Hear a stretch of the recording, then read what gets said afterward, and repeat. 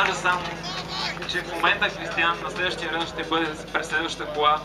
Смятам, че ни очаква нещо страшно. И аз всички да се дръпнат някъде с градата, че мога Кристиан да направи нещо.